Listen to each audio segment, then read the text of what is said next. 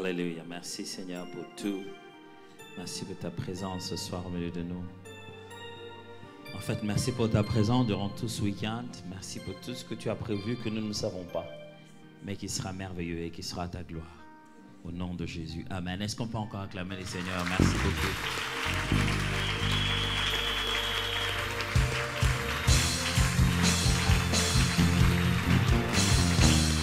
J'aimerais nous exhorter à nous rasseoir. Merci beaucoup. Merci à la chorale. Merci à toute l'équipe. Oh, merci Seigneur pour ta présence. Nous sommes très honorés d'être ici ce soir. Ma femme a déjà fait tous les constats de changement, des changements magnifiques et merveilleux. Il le fallait. Et je crois que tout ceci ne fait que commencer. Et que le Seigneur a un plan beaucoup plus large que celui-ci. Quand Dieu fait un refuge, je pense qu'il a des peuples de plusieurs nations. Alors il saura toujours agrandir son lieu de refuge pour tous. Et il le fera aussi grand qu'il y en a de besoin, non seulement ici à Lorient, mais dans toute la Bretagne aussi. Ah, gloire à Dieu. Et donc je voulais aussi dire combien nous sommes très très honorés, une fois de plus, apôtre et pasteur. Merci beaucoup de nous avoir invités encore aujourd'hui. Nous sommes vraiment très très honorés, ma femme et moi, d'être une fois de plus à la CAD. Merci beaucoup. J'ai aussi un devoir très très honorant, je voulais dire, celui de commencer le premier message de toute cette grande manifestation et dérouler le tapis pour que le travail se fasse. Je prie Dieu de faire ce que je dois faire comme partie de la bonne manière et dans les temps qui me restent. Alors, je sais que nous avons tous à parler d'un grand thème qui consiste à ce que le feu ne puisse pas s'éteindre. Ça ressemble très bien à l'église Christ refuge pour tous. Dès qu'on dit feu, ils sont allumés tout de suite. Ils sont allumés tout de suite. Alors, j'ai choisi un anagramme, un jeu de mots pour que chacun retienne les 4 points dont je veux parler ce soir. C'est juste pour que chacun de nous se souvienne. Je vais parler des choses qu'il faut faire et celles qu'il ne faut pas faire, toujours dans l'idée de pouvoir garder le feu pour qu'il ne puisse pas s'éteindre. Mais alors, en essayant de parler de ces 4 choses, je les ai mis dans un jeu de mots pour que chacun s'en souvienne facilement. Vous savez, il y a la déformation de me rassurer que la matière est comprise et que les gens répètent ça après. Donc, rassurez-vous, si je commence à parler de l'interrogation, ce n'est pas vraiment que je vais demander à ce qu'on fasse un examen, c'est juste une déformation. Alors, j'ai appelé ça fire, qui est le même mot pour feu en anglais, qui est juste ce jeu de mots qui fait des F-I-R-E, fire. Mais ce n'est pas pour vraiment dire le mot fire, mais avec fire, vous vous souvenez qu'il s'agit du feu, n'est-ce pas? Alors, donc, je vais lire dans 2 Timothée, chapitre 1, versets 6 à 10. 2 Timothée, chapitre 1, versets 6 à 10. 2 Timothée 1, 6 à 10.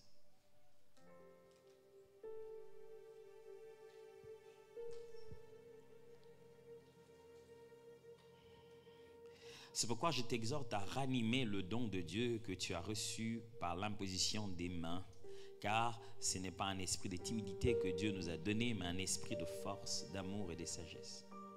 N'aie donc point honte du témoignage à rendre à notre Seigneur, ni de moi son prisonnier, mais souffre avec moi pour l'évangile, par la puissance de Dieu qui nous a sauvés et nous a adressé une sainte vocation, non à cause de nos œuvres, mais selon son propre dessein, et selon la grâce qui nous a été donnée en Jésus-Christ avant les temps éternels et qui a été manifestée maintenant par l'apparition de notre Seigneur Jésus-Christ qui a détruit la mort et a mis en évidence la vie et l'immortalité par l'Évangile. Il s'agit d'un texte de Paul qui écrit à un jeune homme qui vivait quand même dans une situation assez unique puisqu'il était fils d'un grec de père et d'une juive de mère. Paul savait très bien ce qu'il s'agit. Paul utilisait beaucoup aussi cette position particulière qu'il avait. Lui, il avait une position assez particulière. Il devenait pharisien au milieu de pharisiens, romain au milieu de romains. Il savait un peu qu'est-ce que c'est qu'être hybride. Et ce jeune homme aussi était un peu hybride, si on doit le dire ainsi. Les Grecs ne le considéraient pas vraiment grec et les Juifs ne le considéraient pas vraiment juif. et grandir comme ça dans cet environnement, cette rentrée timide. Et il veut adresser cette timidité ici, il veut le préparer à une mission qui lui est accordée parce que l'église d'Éphèse avait quelques problèmes. Et quel était ce problème de l'église d'Éphèse? À l'église d'Éphèse, il y avait beaucoup de mauvaises doctrines, beaucoup de nouvelles doctrines qui n'étaient pas vraies, qui étaient enseignées par des personnes considérées responsables.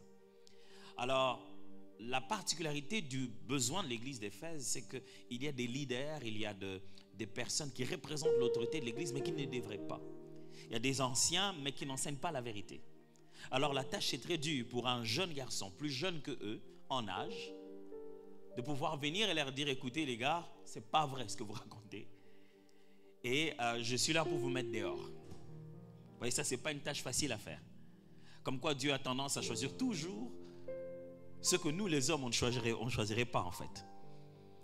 Et Paul lui adresse cette lettre parce qu'en fait Paul est en prison, il est un peu épuisé et il commence à ressentir que sa vie s'en va petit à petit vers sa fin et il faudrait vraiment qu'il lègue le manteau. Il voudrait le retrouver encore, il voudrait encore avoir un moment de parler avec Timothée, il voudrait que Timothée revienne encore le voir parce qu'il y a une mission à continuer et il sait qu'il a déjà fait plusieurs fois prison, sortie, mais il sent, et son corps et tout en lui dit Paul, peut-être que cette fois-ci, tu ne vas pas t'en sortir comme d'habitude. Justement, à cause de ses entrées, ses sorties en prison, certaines personnes commençaient un peu à déconsidérer Paul. Ils se disaient, s'il a vraiment un Dieu, pourquoi on ne fait que l'arrêter à tout moment? S'il est vraiment un apôtre, pourquoi il est tout le temps sous les chaînes? Du coup, certains avaient honte d'aller les visiter. Ils avaient même honte d'être identifiés à lui. Socialement, ce n'était pas bien d'avoir un pasteur qui est tout le temps en prison. Quand on dit Paul, vous trouvez que c'est normal? Disons Oscar. Je ne suis pas sûr que vous veniez à la CAD lorsque votre pasteur est considéré comme l'ennemi de l'État et que le gouvernement l'a envoyé plusieurs fois sous les chaînes, arrêté par les politiciens. Vous voyez comment ça fait? Vous n'avez même pas envie d'y réfléchir. Je vous vois. Vous essayez de... Non. Il y en a d'autres même qui chassent ça au nom de Jésus, ça n'arrivera pas. Ce n'est qu'un contexte, en fait, passé. Mais en fait, c'est ça. Du coup, la réputation est partagée. Tout le monde n'est pas à 100% d'accord. Certains se disent, il s'entête aussi trop, Paul. Il aurait pu juste faire profil bas. Il n'était pas obligé de dire la vérité de cette manière-là. Alors, Paul essaie de dire à Timothée, écoute, n'aie pas honte de moi, ni de Jésus. Je prêche Jésus. Et n'aie pas honte de Jésus. N'aie pas non plus honte d'être identifié en moi parce que je suis en prison, tiens. Mais il lui dit une chose qui est très très choquante. Au début, au verset 6, il dit, c'est pourquoi je t'exhorte à ranimer le don de Dieu que tu as reçu par l'imposition de main. Ces phrases compliquent beaucoup de choses dans notre théologie. Premièrement, ça sous-entend que, il a reçu un don de Dieu, mais que le don peut arriver à un niveau d'inactivité et qu'il y ait besoin d'être ranimé. Je vais revenir sur ce verbe-là. Et 2, il le sous-entend que ce don, il ne dit pas reçu par le Saint-Esprit par sa grâce, mais reçu par l'imposition des mains. C'est-à-dire que ce n'est pas juste que Dieu t'a donné, mais des hommes de Dieu ont été les instruments par lesquels c'est parti d'eux vers toi. C'est très choquant ce texte. C'est vraiment choquant. Et il est précis, il lui dit, je te demande, je t'exhorte à ranimer le don de Dieu. Le charisme de Dieu, c'est ça le mot qu'il y a là-bas. Les capacités surnaturelles, les faveurs de Dieu. Dieu t'a fait des faveurs qu'il n'a pas fait à tout le monde. Il t'a donné des grâces qu'il n'a pas donné à tout le monde. Il t'a donné des dons. Il t'a équipé d'une manière que tout le monde n'est pas comme toi en fait. Mais il arrive que ta particularité, ce qui te rend différent des autres, tu commences au bout d'un moment à sommeiller avec, à te perdre un peu, à oublier ta différence. Et le verbe qui est utilisé là-bas pour ranimer, c'est le verbe qui signifie envoyer le vent pour rallumer la flamme. On aurait pu juste le traduire par je t'exhorte à rallumer les dons de Dieu. L'idée de ce verbe détient aussi l'entretien d'un feu. C'est-à-dire, je t'exhorte donc à souffler pour que le feu reste enflammé. Paul, moi je pensais que c'est Dieu qui doit faire ça. Pourquoi moi? N'est-ce pas au Seigneur de rallumer lui-même le feu? Seigneur, tu as vu le feu qui est en moi, il est en train de s'éteindre, je t'en prie, rallume. Et Paul dit, non, Timothée, moi je t'exhorte toi à rallumer le feu qui est en toi. Vous savez, il y a toujours cette confusion lorsqu'il s'agit des choses de l'esprit. On a toujours ce problème sur qui doit faire quoi. Le symbolisme du feu dans la Bible va dans plusieurs directions. J'ai tenté de vous les résumer aujourd'hui pour, comme je l'ai dit, lancer un tapis et faciliter le travail à tout le monde tout à l'heure. Dieu se révèle déjà très tôt dans la Bible comme le feu. Ça parle souvent de son jugement, comment il expose les gens, il les juge, il accepte quelque chose qui lui a été offert. Je vous propose 6 genres de symbolisme que vous retrouverez dans la Bible. Je ne dis pas qu'il n'y a que 6. J'essaie de résumer cela pour que nous ayons tous une même pensée. Désolé, je vous ai prévenu. C'est une déformation. Quand je commence à prêcher, ça ressemble à un documentaire. Mais que vous ne pouvez pas zapper. Hey, quand on regarde le documentaire, ben là, vous ne pouvez pas zapper du tout. Dans l'Ancien Testament, surtout, vous voyez ces 3 formes de l'expression du feu. Premièrement, le feu symbolise le jugement de Dieu. Dieu veut dire, écoute, je ne suis pas d'accord, et il juge généralement quand il veut dire non, je ne suis pas d'accord. Il envoie son feu. Alors il dit même qu'il est le feu dévorant, le feu qui dévore. Vous verrez aussi que le feu est envoyé pour montrer l'approbation de Dieu. C'est-à-dire qu'il envoie le feu pour montrer « je suis d'accord ». Quand on met l'offrande sur l'autel pour que l'on sache que Dieu est d'accord avec cette offrande, le feu descend. Et c'est d'ailleurs ça qui montre que Dieu est avec Élie et non pas avec les prophètes de Baal. Et dans l'Ancien Testament, vous voyez la 3e forme, c'est que Dieu se fait lui-même appeler feu qui dévore. Ça montre sa nature. Dieu aime être appelé le Dieu qui est entouré de feu, de lumière. Il est un Dieu en feu. Si bien qu'il est en feu, qu'il fait même de ses serviteurs aussi des flammes de feu. Ceux qu'il envoie, ceux qui portent sa nature, portent aussi cette flamme. Bien de choses peuvent être dites. Mais lorsqu'on dit feu aussi dans le Nouveau Testament, vous devez retenir aussi 3 choses. Si dans l'Ancien on a parlé de jugement, l'approbation ainsi que la nature divine, dans le Nouveau Testament vous reverrez ce mot feu chaque fois qu'on parle de baptême. Baptizo. On veut baptiser de Saint-Esprit et de feu. Bien sûr, vous savez qu'on ne parle pas de feu ici quand on parle de baptême de feu. Vous savez qu'il ne s'agit pas de feu. Les auteurs bibliques sont clairs. Ils disent bien une langue semblable à une langue de feu. Alors, soyez très attentifs dans les descriptions prophétiques. Dans les descriptions de tout ce qui est la gloire de Dieu, les hommes essayent d'utiliser le langage humain du déjà vu pour décrire la nouveauté. Je vous ai perdu? Vous avez changé de chaîne, hein? Je sens qu'il y a des gens qui sont partis tout droit à Novelas. Revenez. En fait, quand la Bible dit que c'était des langues semblables à des langues de feu, ça ne veut pas dire que c'était des langues de feu. Ça veut dire que c'était des langues semblables à des langues de feu. Vous trouvez beaucoup ces descriptions dans le livre d'Ézéchiel, Zacharie et Apocalypse. Quand vous voyez une description d'une gloire de Dieu manifestée, les hommes empruntent du déjà vu. C'est-à-dire, j'ai déjà vu, ça ressemble à un feu. Ça ressemble à un feu, mais ça n'a pas les propriétés du feu. Parce que ça ne peut pas apparaître sur la tête de gens et continuer à avoir leurs cheveux, franchement. Parce qu'un feu est censé brûler. Ça tue du feu, ça brille, mais c'est beaucoup plus glorieux que le feu d'habitude. Disons que ça ressemble à quelque chose qu'on appelle le feu.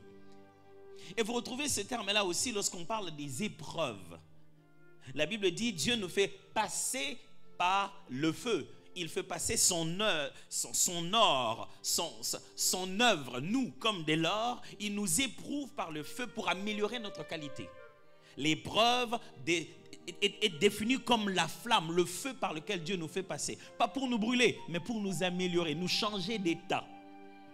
Et le Nouveau Testament fait aussi mention de quelque chose de bizarre et de très dangereux à décrire, l'enfer. Quand on dit feu, on voit lac et temps de feu. L'enfer, on voit les derniers jours. Ça, ce n'est pas semblable à du feu. C'est vraiment du feu. Feu de soufre. La Bible décrit tous les éléments chimiques composant ce genre de feu-là.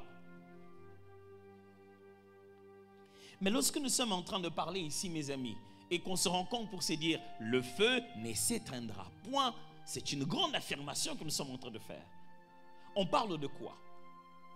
L'idée de feu dans ces thèmes, mes frères et sœurs, fait référence à la nature de Dieu dans le cœur de ses enfants.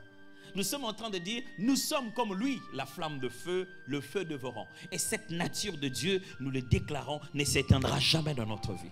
Comme nous sommes en train de parler du feu ici, nous faisons référence à la vie du Saint-Esprit animant le vrai chrétien. Le chrétien authentique est animé par cette vie du Saint-Esprit. On est en train de dire, la vie que l'Esprit de Dieu fait couler en moi ne s'éteindra pas. On fait référence à quoi? On fait référence aux ailes de servir Dieu dans la vérité, sous la puissance du Saint-Esprit. On est en train de dire, ces ailes à l'intérieur de moi ne s'éteindra pas. Je servirai Dieu de toutes mes forces et sous la puissance du Saint-Esprit. On fait référence à quoi? On fait référence aux saines habitudes qui alimentent la relation intime avec Dieu. C'est-à-dire toutes ces choses que je fais au quotidien qui m'aident à garder ma relation avec Dieu. La prière ne s'éteindra pas. Le jeûne ne s'éteindra pas. Rechercher la méditation de la Bible, les retraites, ça ne s'éteindra pas. Tout cela, ça fait partie de ma flamme avec Dieu. Eh bien, tout ceci, ça fait penser, bien sûr, comme je l'ai dit, à la prière qui ne s'éteint pas, à la louange qui ne s'éteint pas, à l'évangélisation qui ne s'éteint pas, à l'intercession pour les autres. Et ça ne doit pas s'éteindre. À la délivrance, ça ne doit pas s'éteindre. Au baptême dans l'esprit, oh oui, ça ne doit pas s'éteindre. Ça fait penser à l'exercice des dons spirituels. Ça ne doit pas s'éteindre. À la manifestation de l'amour de Dieu dans la société. Ça ne doit pas s'éteindre. On fait référence à quoi? À la distinction de la nature divine qu'il y a en nous. Même dans les milieux séculiers, ça ne doit pas s'éteindre. Notre différence ne doit pas s'éteindre. Alors, fire, ça veut dire quoi? Pourquoi j'ai choisi ces 4 mots? C'est pour parler de quoi? Je vous ai prévenu que je parlerai de 2 choses à ne pas faire et 2 choses à faire. Commençons par ce qu'il ne faut pas faire. Je suis de ceux qui commencent d'abord avec la mauvaise nouvelle, pour que la bonne nouvelle vienne après.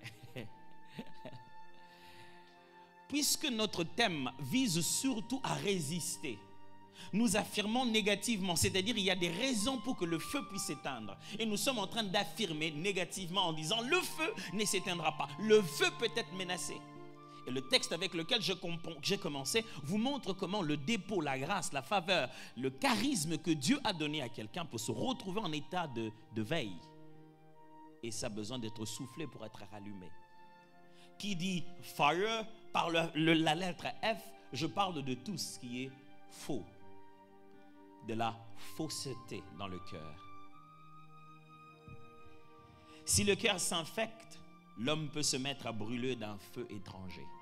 C'est la pensée que j'aimerais que vous puissiez retenir. Mes amis, voici une chose qui tue la flamme de Dieu, qui la rend inerte dedans de nous. C'est qu'on cesse d'être vrai à l'intérieur. Parce que nous autres, nous ne brûlons pas de l'extérieur, nous brûlons de l'intérieur. Un enfant de Dieu brûle dans son cœur. Frères et sœurs, on peut bien sauter, on peut bien être activiste, écrire ça sur nos polos. Si dedans il n'y a rien du tout. La flamme qui nous fait réellement vivre, même si on se cache, même si on n'a pas crié, on s'était au milieu de gens, au bout d'un moment on saura qu'il y a une flamme en nous.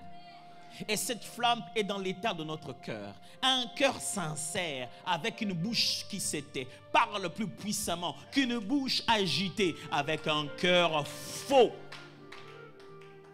Vous voulez voir la flamme de Dieu disparaître dans votre vie? Laissez le diable commencer à envahir votre cœur d'un zèle amer. Les motivations commencent à changer. On fait la même chose, mais pas pour les mêmes raisons. On copie aussi ce qu'ils ont fait, mais on ne le fait pas pour la même raison. Combien de fois dans ma vie, j'ai vu des gens essayer de copier nos conséquences sans en connaître la cause? Combien de fois je n'ai pas vu les gens essayer de se tresser en 7 tresses, pensant qu'ils deviendraient forts comme Samson? Les hommes veulent aussi ramasser les résultats. Ils ne se posent pas la question, est-ce que c'est ça ce que l'on visait? Est-ce que celui qui l'a fait, il visait à obtenir ça comme résultat? Est-ce que quand celui-ci a posté sa photo, c'était pour que ça devienne viral?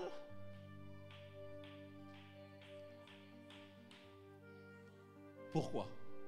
Celui qui veut garder son cœur en bonne santé doit tout le temps se poser cette question. Pourquoi? Je chante, je parle, je prie, je me lève, je vais le voir, j'appelle, j'écris cet SMS. Pourquoi? Où se trouve mon cœur au moment où je vais dire tout ceci? Paul, quand il parlait à ceux de Galate, il était désolé, il était découragé. Il sort des phrases les plus tristes. Là, j'ai un long texte, je vais tenter de les lire dans Galates chapitre 4, versets 10 à 20. Il est désolé, il est déçu que le peuple de Galate, à qui il s'est battu pour eux pour leur faire comprendre que Christ est venu pour que nous soyons tous libres. On n'a pas besoin de judaiser avant de devenir chrétien. On n'a pas besoin de rentrer dans le judaïsme avant de continuer notre alliance avec le Christ. Mais ils sont infiltrés. On a commencé à leur faire réfléchir comme s'il fallait d'abord judaïser. Et Paul est fâché et il est déçu. Dit, vous observez les jours, les mois, les temps, les années. Je crains d'avoir inutilement travaillé pour vous. Waouh! Ça, c'est vraiment l'attitude d'un pasteur à qui on vient faire rapport de ses membres qui s'est dit, franchement, toi, tu n'as pas été à la CAD, toi. Tu n'es pas passé par les affermissements. Quand je lis ce genre de choses, je dis, oh, on n'est pas les seuls. Voilà, ça a commencé un peu longtemps, cette affaire. Il leur dit, soyez comme moi. Ouf, combien de fois les leaders n'ont pas envie de dire ça aux membres? Soyez comme moi. Mais ils se disent, non, pasteur, vous, Dieu vous a donné la grâce de les servir. Qui vous a raconté ça? Qui vous a dit qu'on nous a donné un esprit pastoral? Vous avez reçu le même esprit qui a ressuscité Jésus-Christ d'entre les morts. Si Dieu nous donnait à nous la grâce de les craindre et vous n'en donnez pas, vous ne pouvez pas être jugé. C'est que vous manquez l'équipement de pouvoir le craindre. Or, nous tous, nous avons reçu le même esprit qui crie en nous, Abba. Et quand Paul dit, soyez comme moi, c'est parce que vous pouvez être comme lui. Il dit, soyez comme moi, car moi aussi je suis comme vous. Frère, je vous en supplie. Vous ne m'avez fait rien. Vous n'avez fait aucun tort. Vous savez que ce fut à cause d'une infirmité de la chair que je vous ai pour la première fois annoncé l'évangile. Et mis à l'épreuve par ma chair, vous n'avez témoigné ni mépris ni dégoût. Vous m'avez au contraire reçu comme un ange de Dieu, comme Jésus-Christ. Où donc est l'expression de votre bonheur? Car je vous atteste que, si cela eût été possible, vous vous serez arraché les yeux pour me les donner. Suis-je devenu votre ennemi en vous disant la vérité? Ils étaient prêts à tout, sauf à entendre la vérité. Ils étaient d'une hospitalité incroyable. Paul dit, vous étiez si gentils que si je vous avais dit que c'est un œil qui me manque, vous alliez le prendre de votre corps, vous alliez me le donner. Mais maintenant, pourquoi on est devenu aussi hostile? Qu'est-ce qu'il y a? Juste parce que je vous ai dit la vérité, c'est quoi la vérité? Le zèle qu'ils ont pour vous n'est pas pur, mais ils veulent vous détacher de nous, afin que vous soyez zélés pour eux. Il est beau d'avoir du zèle pour ce qui est bien, et en tout temps, et non pas seulement quand je suis présent parmi vous. Mes enfants, pour que j'éprouve de nouveau les douleurs de l'enfantement, jusqu'à ce que Christ soit formé en vous, je voudrais être maintenant auprès de vous et changer des langages, car je suis dans l'inquiétude à votre sujet. Paul dit, tous ces gens qui vous racontent, judaïser, vous devez d'abord vous circonscrire, devenir d'abord comme tous les juifs, parce que le Messie était d'abord venu chez les juifs. J'ai dit, mais mes frères, je vais vous expliquer ça. Ces gens-là, c'est la motivation qu'il y a dans leur cœur. Vous trouvez zélés, ils veulent vous aider. Ils ne veulent pas vous aider. Ils veulent vous détacher de la vérité que nous sommes en train de vous expliquer. Et si finalement votre zèle n'est pas le bon, finalement vous commencez à être zélé pour les mauvaises choses. Il est bon d'avoir les zèles, mais pour des bonnes choses. Mais quand votre zèle devient pour des mauvaises choses, j'ai bien peur que j'ai travaillé en vain. Pourquoi êtes-vous venus ce soir? Pourquoi allez-vous rentrer tard ce soir? Qu'est-ce qui vous fait courir dans tous les sens? Pourquoi vous venez nous chercher à l'hôtel très vite? Pourquoi certains sont ici très tôt le matin en train de balayer? Vous faites tout ça pourquoi? Si ça c'est une routine et que à l'intérieur de votre cœur, ce n'est pas l'amour de Dieu qui brûle, vous êtes en train d'éteindre votre feu. Demain, il suffirait de rien.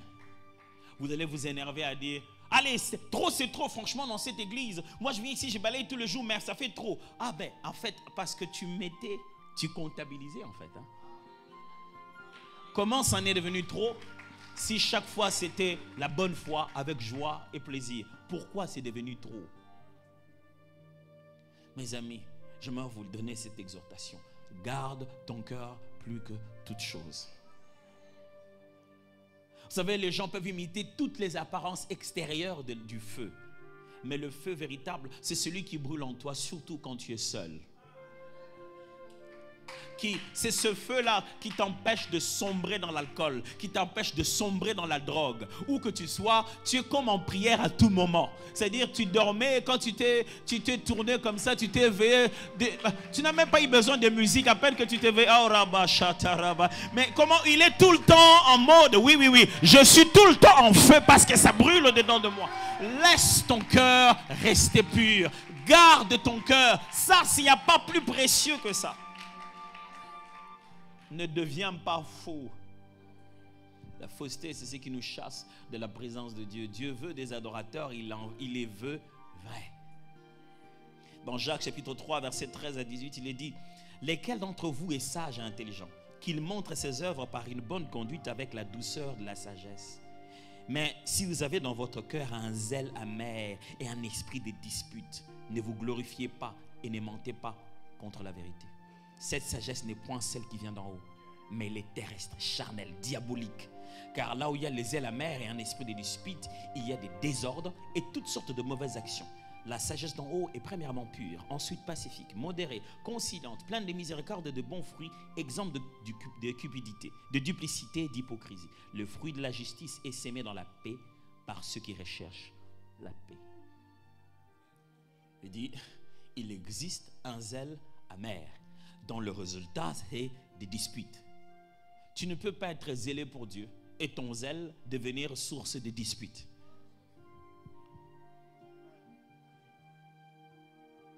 Tu ne peux pas être zélé pour Dieu et avoir l'art de disputer avec tout le monde sur Internet.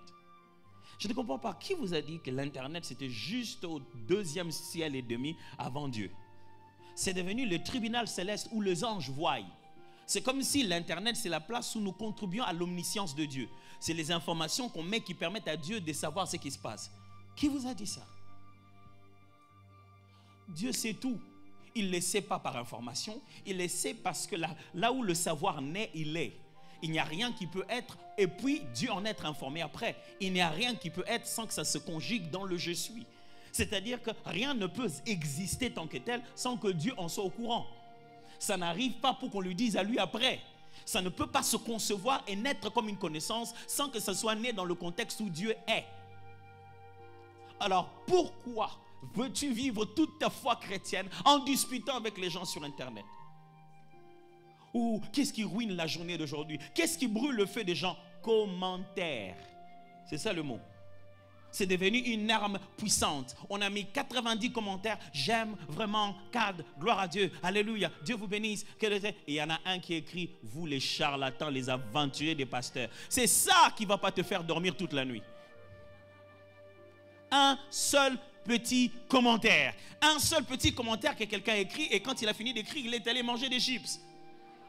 Il s'en souvient même pas. Il a juste pris un état d'âme qu'il avait, un état d'esprit, il l'a jeté là. Et toi, tu es venu, tu t'es laissé contaminer. Je vous en supplie, mes frères, si vous voulez rester en feu, protégez votre cœur. Que personne ne vous contamine avec son état d'âme. Je me souviendrai d'une fois, j'étais en train, il y avait un gros embouteillage comme chez nous, comme il y en a toujours.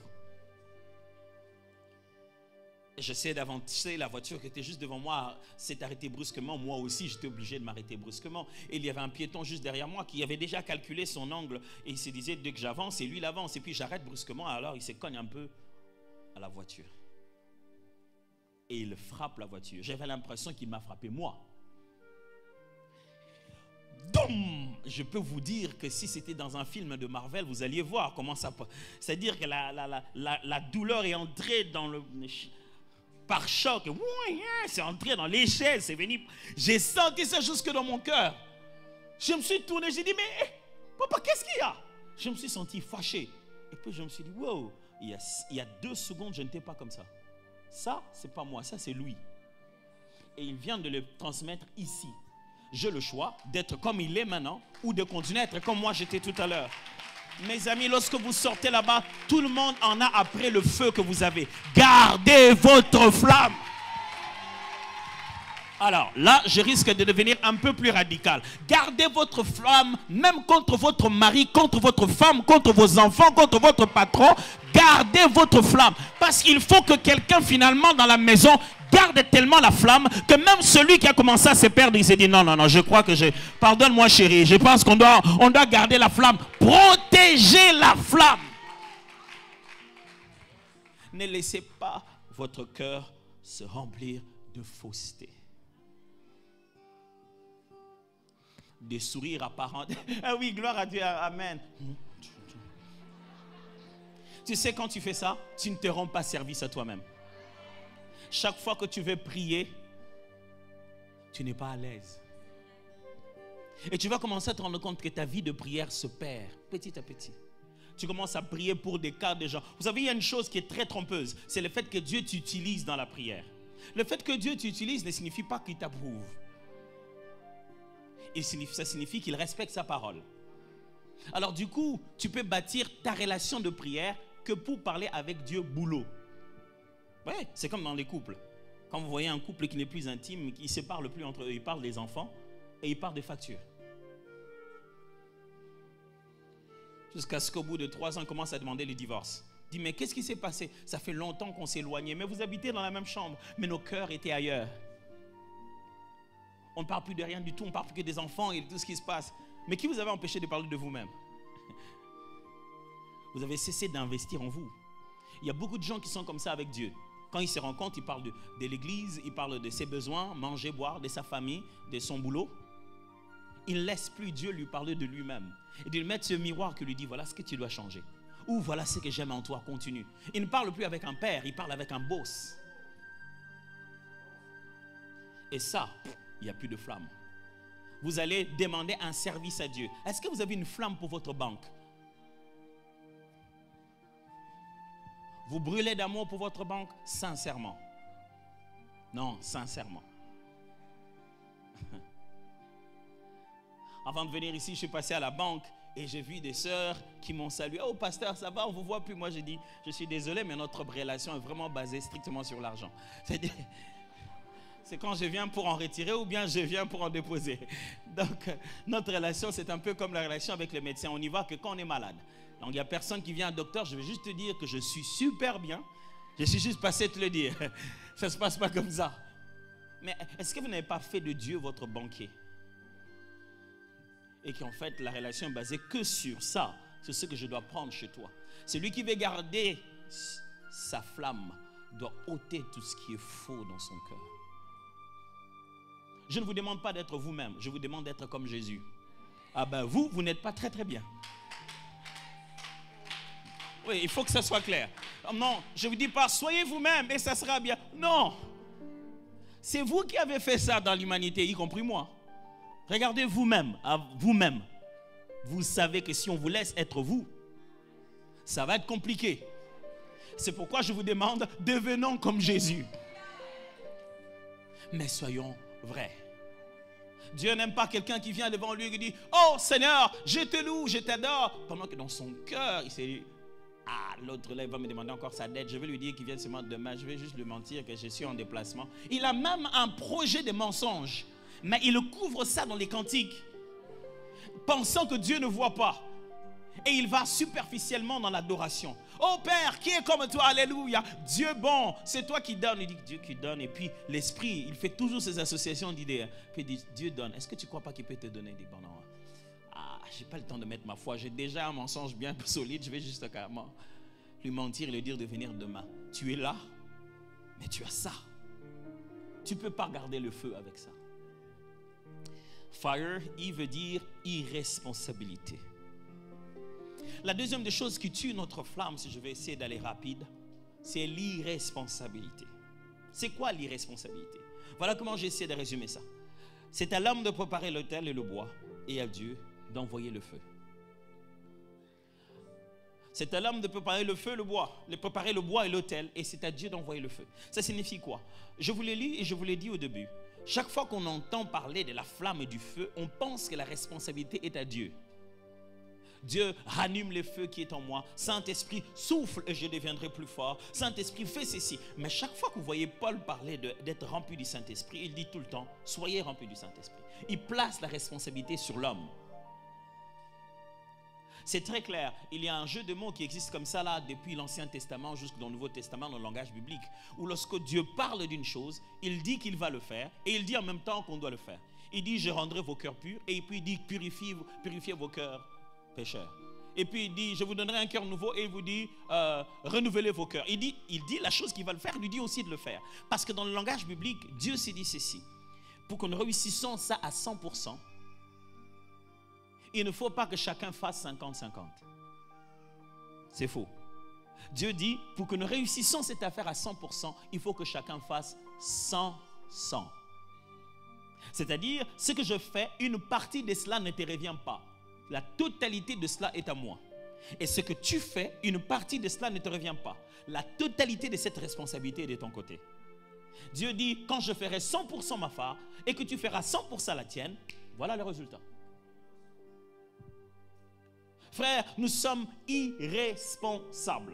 Quand vous devenez irresponsable, ça signifie que là où Dieu vous attendait être, vous n'y êtes pas.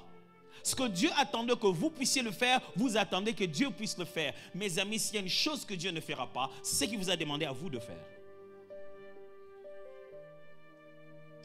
Et nous, on pense que plus on va prier, plus on va bouger les seigneurs dans notre direction, plus on va jeûner, plus le Seigneur va se mettre à faire notre responsabilité. Dieu déteste des chrétiens irresponsables. Lorsque vous ne savez pas faire votre part, votre flamme ne pourra pas être entretenue. Personne ne fera votre part. Si votre part, c'est vous réveiller la nuit pour prier, réveillez-vous la nuit, priez. Et si vous êtes réveillé, vous avez raté l'heure où vous vouliez vous réveiller, l'heure à laquelle vous êtes réveillé, priez quand même. Est-ce qu'on n'a pas raté un jour un rendez-vous d'un enfant de l'hôpital?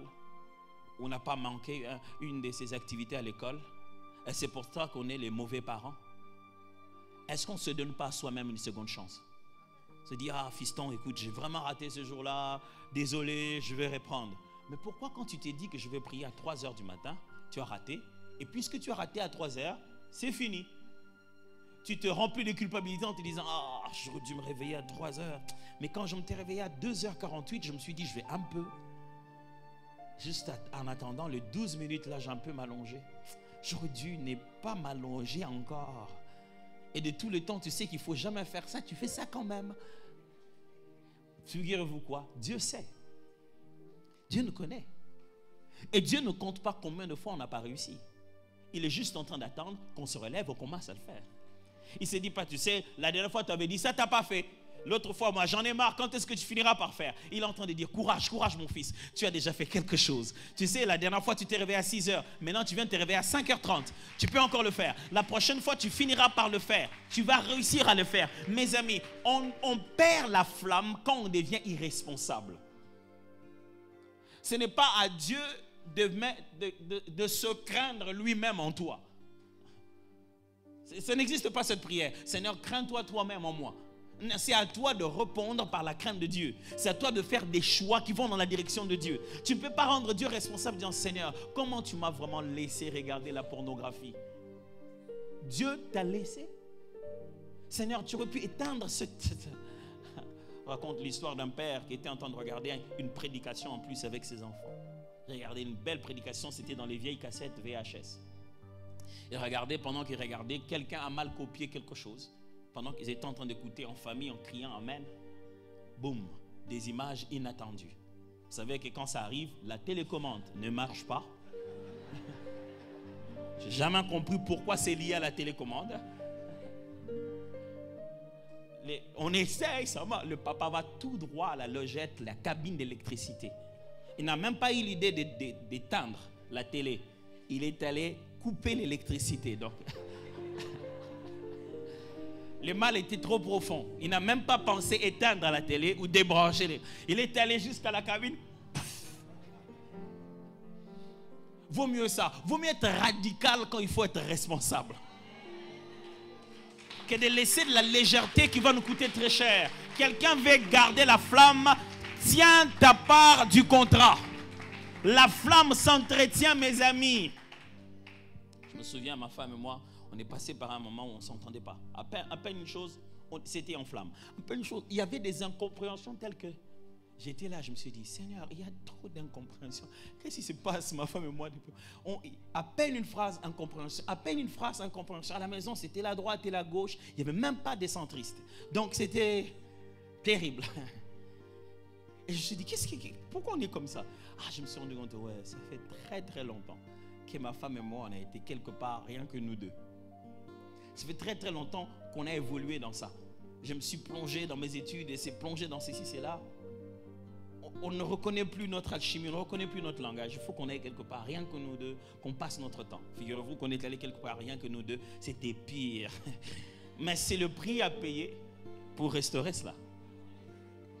Vous pensiez quoi, ça allait être bon? Non. Donc là, on s'est enfermé. Mais c'était le seul moyen de retrouver ensemble. Ce n'est pas le Seigneur qui devait le faire. On allait dire quoi? Oh Dieu d'amour, donne-moi du temps, ma femme et moi. Il va faire quoi? Faire descendre un billet du ciel et nous réserver un hôtel? Ça, c'est à toi de le faire. Mes amis, vous voulez garder la flamme? Vous avez une responsabilité. Chaque fois que vous êtes irresponsable, le feu est en danger. Fire, air, c'est pour parler simplement de la restauration. Si je dis les deux mauvaises, je vais vous dire les deux bonnes. Pour maintenir la flamme, vous devez croire à la restauration. Ça signifie que tout le jour, ce n'est pas pareil. Il y a des moments où vous avez vraiment l'impression gauche. Je ne suis plus en feu, je ne suis qu'une mèche qui fume. Mais il est dit de Jésus-Christ dans Ésaïe 42, versets 1 à 4. Voici mon serviteur que je soutiendrai, mon élu, en qui mon âme prend plaisir. J'ai mis mon esprit sur lui. Il annoncera la justice aux nations. Il n'écrira point. Il ne lèvera pas la voix. Et ne la fera point entendre dans les rues. Il ne brisera point le roseau cassé. Et il n'éteindra point la mèche qui brûle encore. Il annoncera la justice selon la vérité. Il ne se découragera point et ne se relâchera point jusqu'à ce qu'il ait établi la justice sur la terre et que les îles apparaissent en sa loi. Il est dit du Christ, le Messie qui va venir, symboliquement que lorsqu'il va trouver celui qui est déjà brisé, il ne va pas encore l'émietter. Lorsqu'il trouve une flamme qui n'est presque plus, il n'y a que de la fumée, il ne va pas éteindre en se disant il n'y a plus rien ici.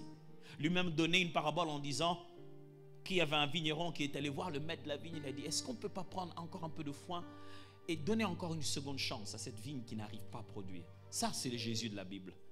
Il ne s'est dit pas, oh celui-là, toi vraiment ton feu il est complètement par terre. Enlevez-le ici. Non, Jésus-Christ n'est pas comme ça. Il n'est pas en train de sélectionner les meilleurs. Il est en train de chercher les plus faibles pour les restaurer.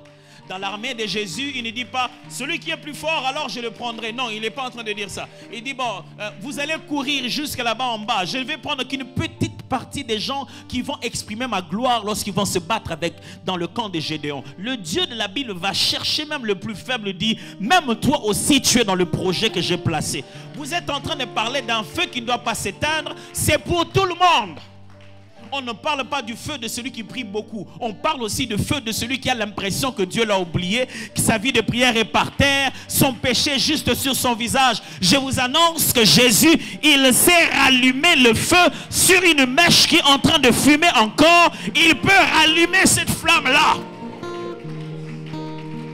Lorsqu'on est en train de parler d'un feu, on est en train de parler de c'est lui qui est le feu. Il ne l'allume pas lui-même, il est le feu qui dévore. Si quelqu'un n'a plus sa flamme, voici l'endroit où on devient à nouveau enflammé. Jésus peut t'enflammer.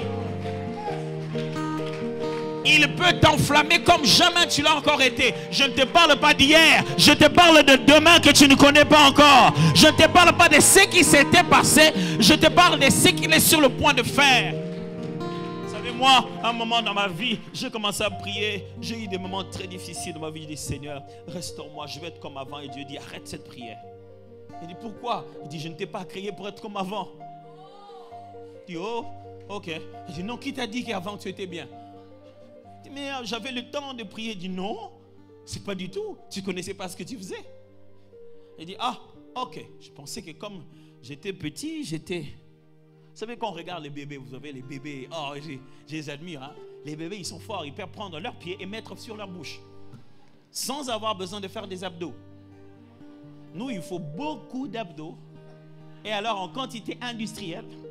et par la grâce de Dieu, avoir la possibilité d'amener sa jambe un peu vers son visage.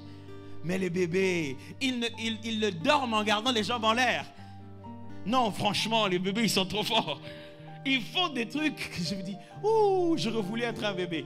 Mais un bébé, tu serais, malgré cette agilité, tu serais léger, fragile.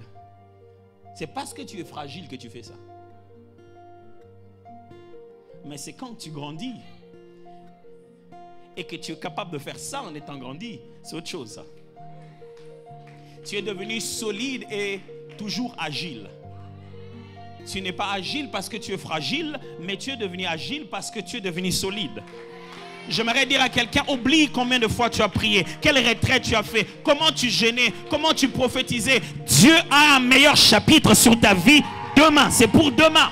Ce n'est pas ce que tu faisais, c'est ce qu'il est capable de faire avec toi à partir de maintenant. Écoutez bien cette phrase que j'ai fait pour résumer ça. C'est lui qui a vécu la restauration, honore l'onction. Celui qui a vécu la restauration, honore l'onction.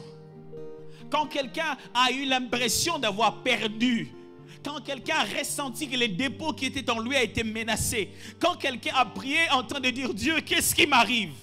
Et un bon matin, il ressent encore cette flamme arriver sur lui. Il dit, wow, Dieu, qu'est-ce que j'ai mérité pour avoir encore quelque chose de meilleur qu'hier? Quand tu as ça les jours de ta restauration, tu ne laisses plus personne ni rien. Tu n'as plus peur de rien, tu n'as plus peur de personne. Tu te dis, j'ai goûté à la mort, je dois garder la vie que j'ai maintenant.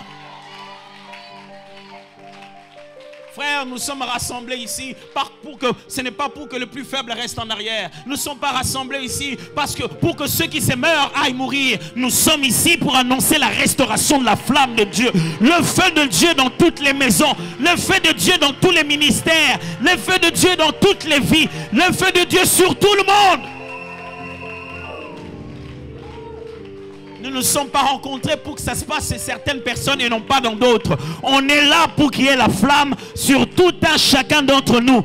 La Bible déclare, ils étaient dans la chambre haute. J'aime ce que la Bible dit. La flamme de feu là a commencé à se séparer sur la tête de chacun. Chacun avait sa dose. On n'avait pas besoin de prendre sur la tête de l'un et de se mettre sur sa propre tête. La flamme elle-même quittait une tête jusqu'une autre. J'annonce à une tête de quelqu'un pendant qu'un d'ici. Le feu touchera le voisin et il te touchera aussi. Il touchera celui de droite, celui de gauche et il te touchera aussi.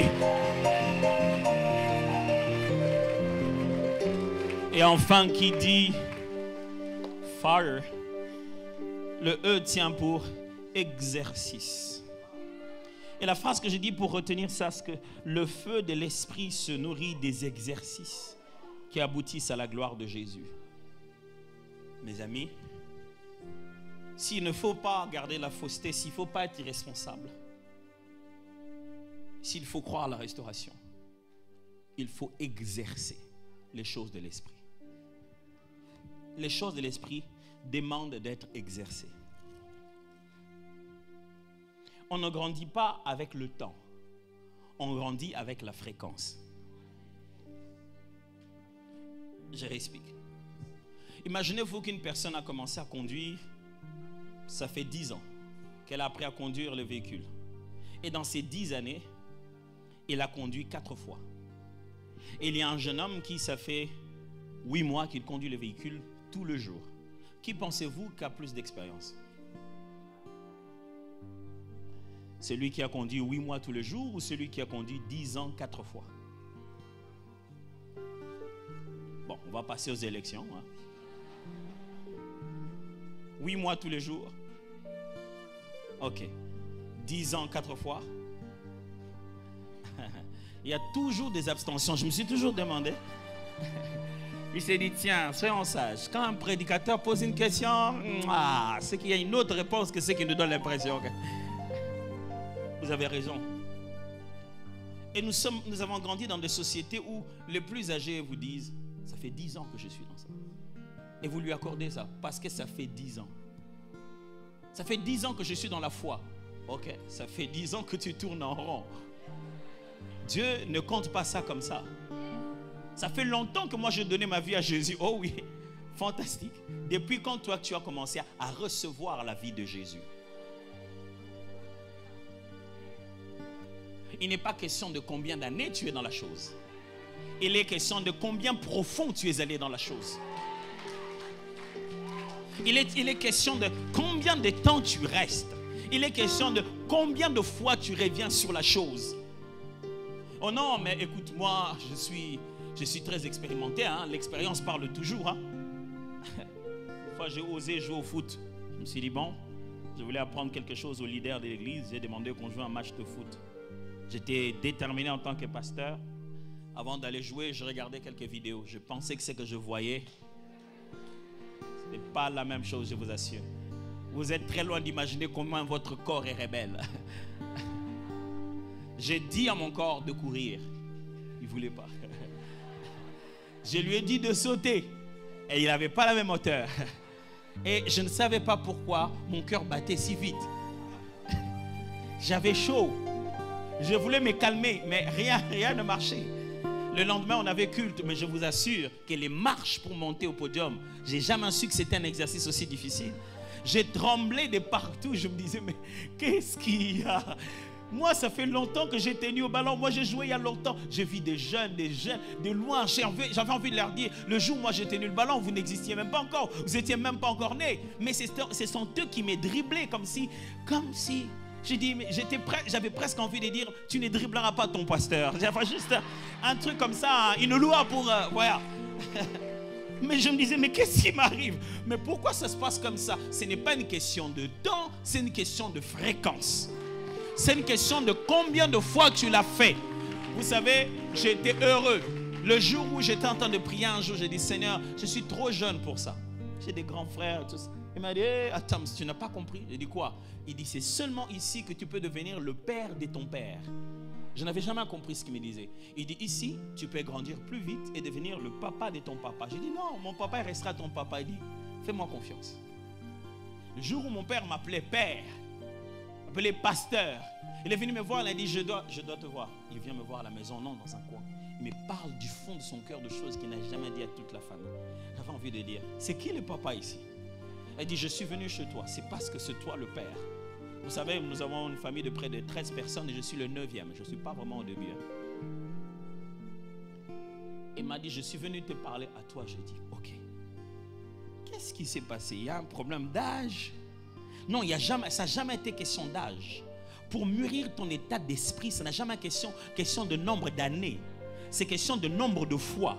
C'est une question de combien profond tu y vas à chaque fois que tu le fais. Mes amis, vous voulez garder la flamme exercée.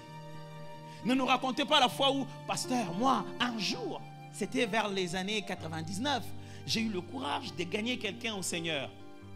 Et alors? Non, mais avec les conditions de Covid aujourd'hui, avec les conditions de Covid, les gens deviennent millionnaires en continuant à délivrer aux gens les choses qu'ils demandent. Vous pensez que pendant les conditions de Covid, à distance, on ne peut pas gagner les âmes? Oh, on peut bien. Vous savez, c'est merveilleux de le faire en conditions de Covid. J'ai vu la puissance de Dieu d'une manière incroyable. On était obligé de ne pas toucher les gens. Alors on savait qu'on ne le poussait pas. On avait la main là-bas et on priait là-bas et il tombait là-bas avec les stricts respects des distanciations sociales. C'est-à-dire que avec les stricts respects des distanciations sociales, on va finir par savoir qu'il y a un feu qui est à l'intérieur de toi. Vous savez, il y a des fois où Dieu va corser les choses juste pour me faire monter là-bas plus haut, afin que l'on sache qu'il y a vraiment un feu au-dedans de toi. Exerce. Si tu as un feu, mets-le en œuvre. Commence à agir. Pasteur, j'ai toujours voulu prier. Vous savez moi comment j'ai appris à prier? On a trop parlé de la prière. Un jour je vais dire je vais prier. J'entre dans ma chambre, je dis Seigneur, on parle trop de cette affaire de prière. Oh, mener une vie de prière, j'ai jamais compris ce que c'est. Il faudrait vraiment que tu me dises, j'ai passé 1 heure du temps en train de demander à Dieu que je voulais prier. C'est à la fin que je me suis rendu compte que je venais de prier. On se complique la vie pour rien. Prier, c'est juste aller parler avec Dieu. Comment on fait pour prier autant? Prends un moment, va demander à Dieu comment on fait pour prier autant. Tu verras que votre conversation sera si intéressante que nous d'ailleurs on ne sait pas. On sait seulement que tu pries. On ne sait pas qu'est-ce que vous êtes en train de vous dire. C'est ce qu'on appelle la prière. Quelle est la dernière fois que tu t'es dit, on parle des retraites. Moi, aujourd'hui, je vais fermer ma maison, pas de visite. Je vais dans tous les cas, si tu ne t'enfermes pas, le Covid va t'enfermer. Donc, dis-toi, c'est comme à l'époque du lockdown. What do you say in French? On appelle ça quoi? Confinement. Je me mets en confinement. Pas de visite, rien du tout, distanciation sociale. 3 jours. Je mangerai que de fruits et le soir une bonne salade. Je vais chercher Dieu. Je t'assure que tu ne prieras pas trop longtemps. Tu feras 15 minutes, 20 minutes, 35, 45. C'est pas grave. À un moment donné, tu seras si fatigué que tu vas commencer à prier en même le sol. Endormi. Prier en sommeil comme en éveil, en extase quoi. Oh Seigneur, je te rends. Et puis tu sais pas ce que tu viens de dire avant. Et tu sais quoi? Dieu, il est en train d'acclamer. Il dit oui, vas-y. Et il n'est pas en train de dire regarde-moi celui-là. Non, Dieu n'est pas comme ça. Et au bout d'un moment, tu vas t'étonner. Ton corps sera toujours faible, mais ton esprit sera en train de chanter. Et tu ne sais pas comment, tu vas te mettre à transpirer pendant que tu n'as pas mangé. Et tu vas retrouver une force et tu te lèves et tu commences à faire des 100 pas. Et tu pries, oh Dieu, tu es merveilleux. Tu dis rien de spécial. Tu fais que monologuer, répéter la même chose.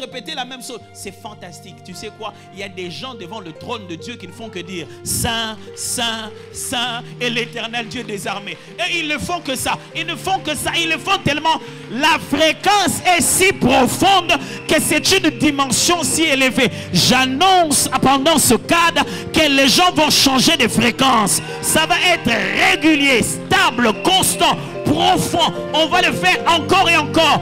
2 mois, mais 2 mois profonds. 2 heures, mais 2 heures profondes. C'est lui qui veut animer le feu, doit multiplier la fréquence. Pasteur, tu sais, il y a une fois pendant qu'on prie à l'église, j'ai parlé en langue. Mais j'aimerais changer, j'aimerais arriver à autre chose. Si tu veux arriver à autre chose, parle fréquemment en langue. Pasteur, une fois j'avais prié pour quelqu'un, il était malade. J'aimerais tellement que ça m'arrive beaucoup. Si tu veux que ça t'arrive beaucoup, prie fréquemment pour les malades. C'est une question de le faire régulièrement. Est-ce qu'on peut prier pendant un moment? Juste, je ne sais pas comment. Est-ce que vous serez sur les 2 choses d'avant ou les 2 choses d'après? Peut-être quelqu'un va dire à Dieu, pardonne-moi, j'ai été irresponsable. Pardonne-moi, Dieu, j'ai vu des choses fausses dans mon cœur. Je n'en veux pas au-dedans de moi. Alléluia.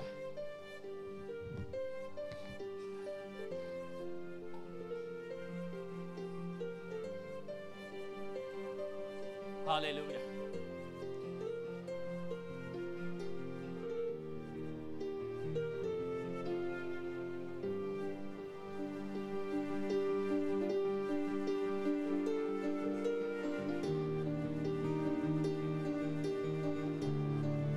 Est-ce que tu crois à la restauration? Dieu veut te restaurer ce soir. Et quand il parle de restauration, il ne parle pas d'hier, il parle de demain. Il parle de ce qu'il peut faire à partir d'aujourd'hui et demain.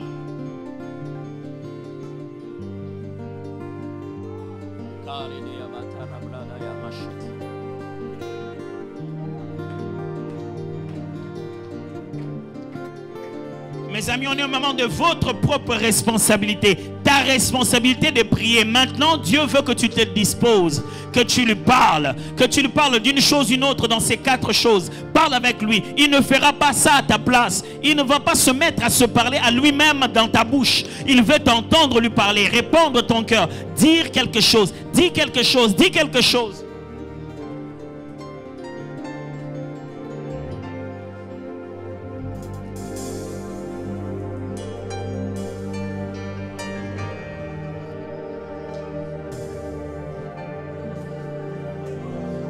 Il y a un feu qui doit être restauré dans une maison. Une maison doit s'allumer à nouveau. Un couple doit s'allumer à nouveau. Un ministère doit s'allumer à nouveau. C'est le temps de souffler sur la flamme pour qu'elle s'enflamme davantage.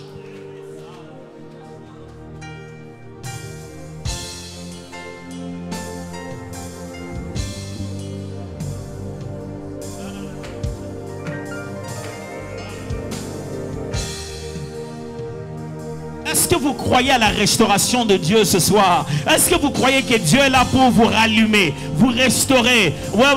Il ne parle pas d'hier, il parle de demain,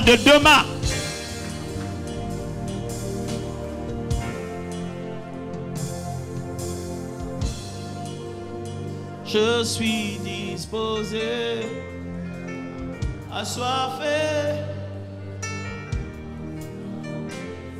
comme une prière, disposé.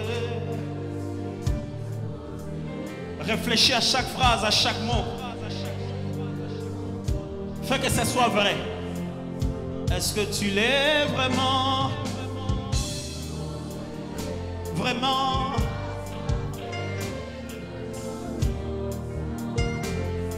Que veux-tu dire à Dieu ce soir? Je suis. Dis-le encore. Seigneur, que ton nom. Quelle est ta prière ce soir? Je suis assoiffé. Dis-le encore, l'Esprit veut t'entendre. Je suis assoiffé. Adonai, je suis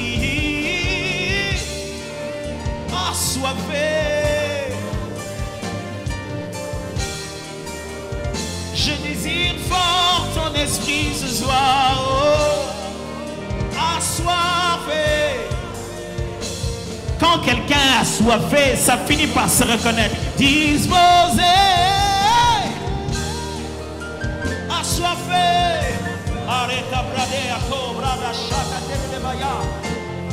Tu le sais, je suis disposé. Ça commence par le corps. Comment le corps se dispose. Comment il abandonne les protocoles. Et il avance seulement selon que l'esprit est disposé. Assoiffé.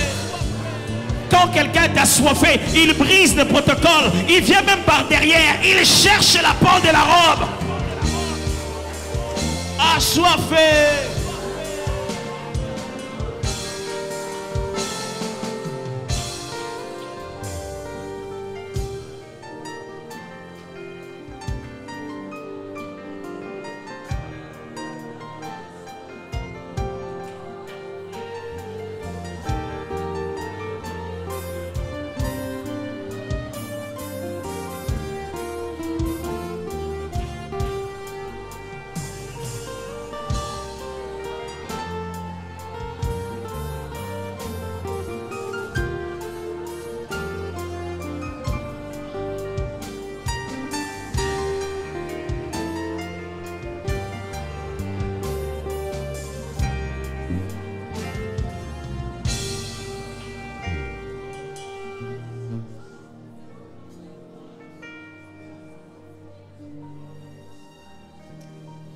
Je vais nous demander de lever légèrement nos mains. J'aimerais faire quelques prières bien précises. Je sens dans mon cœur que je dois prier pour particulièrement la vie de prière de plusieurs ce soir. Avec l'autorisation de l'apôtre, je demanderai que si vous pensez que vous avez besoin de la prière de cette manière, si vous pouvez venir devant. C'est possible. Vous pouvez venir devant. N'hésitez pas de venir ici devant, on va prier.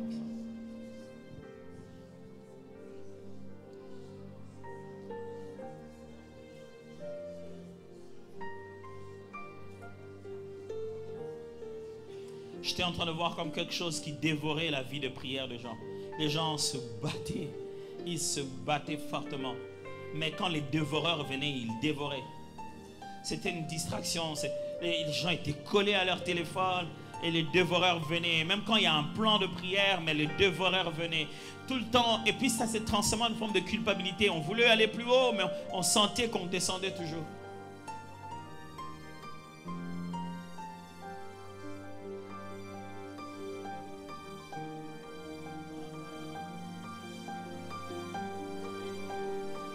Praise you, God.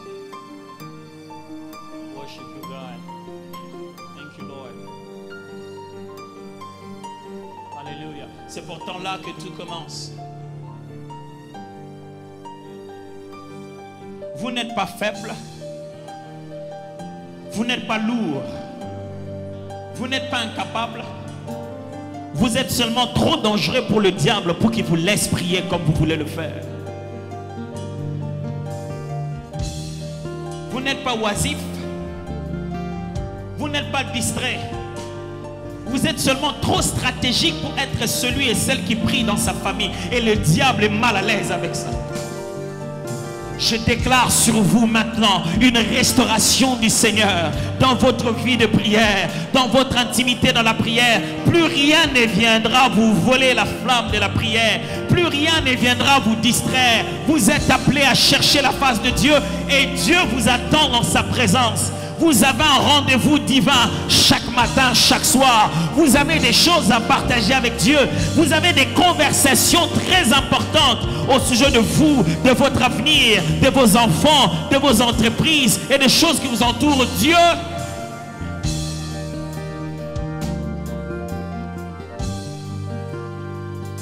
Dieu veut vous utiliser.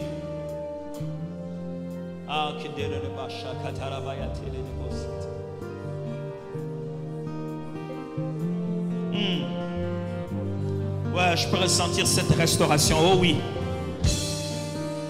Tu n'es pas condamnable. Le diable est en train de te mentir. Dieu ne te condamne pas. Ce n'est pas comme ça que Dieu te voit. Dieu ne te voit pas comme ça. Dieu ne te voit pas comme un fautif, punissable, condamnable. Dieu n'est pas en train de répéter tes erreurs et tes limites. Non, c'est faux. Dieu te voit comme un fils, comme une fille qu'il veut utiliser, restaurer. Dieu te voit comme quelqu'un qui l'aime. Son amour est plus grand que tes erreurs et tes limites. Dieu t'aime plus que tu ne peux l'aimer, toi.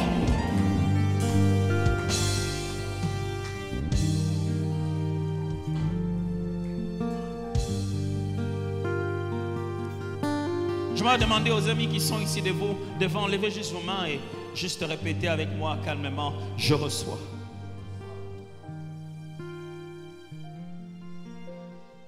Répétez encore, je reçois. Dieu est en train de vous donner un esprit de douceur. Vous allez commencer avec une telle douceur à entrer dans la présence de Dieu. Dites avec moi, je reçois. Dieu est en train de vous donner un esprit de sensibilité. Vous saurez reconnaître quand l'ennemi commence à vous drainer ailleurs. Vous quitterez brusquement des conversations quand elles sont source de distraction. Dis avec moi, je reçois. Dieu est en train de vous donner un esprit de prière qui arrêtera vos sommeils. Quand vous sentirez que le sommeil a séché complètement, Dieu vous appellera dans sa présence. Et quand vous mettrez vos genoux à terre, vous oublierez la montre, vous oublierez le temps, parce que la présence de Dieu va être meilleure même que la nourriture. Vous allez ressentir un bonheur à prier. Dites avec moi, je reçois. Dieu est en train de vous donner un esprit prophétique pour que chaque fois que vous serez en train de prier, vos yeux s'ouvrent, qu'il vous ajoute des sujets de prière, des raisons de rester dans sa présence. Dites avec moi, je reçois. Alors recevez maintenant cette grâce au nom de Jésus. Recevez maintenant cette grâce au nom de Jésus. Recevez maintenant cette grâce au nom de Jésus. Recevez maintenant cette grâce au nom de Jésus. Recevez maintenant cette grâce au nom de Jésus. Recevez maintenant cette grâce au nom de Jésus. Recevez maintenant cette grâce. Recevez maintenant cette restauration dans le nom de Jésus.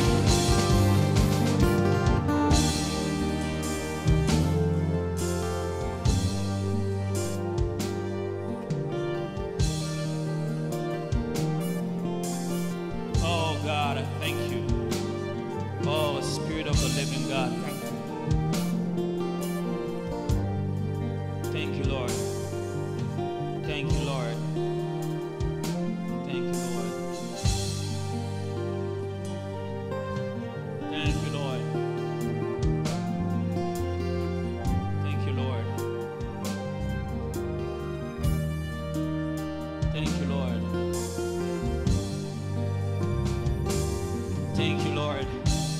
Oh oui, il y a une forte restauration ce soir. L'Esprit est en train de réparer, restaurer, restituer, rétablir, ranimer, raviver. Amen. Merci Seigneur.